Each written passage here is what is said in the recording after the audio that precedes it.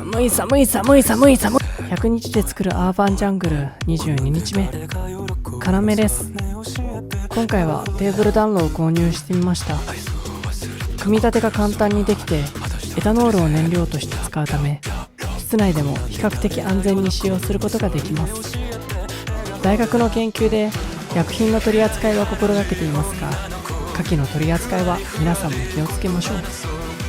次回からいよいよロフトをおしゃれにしていきます。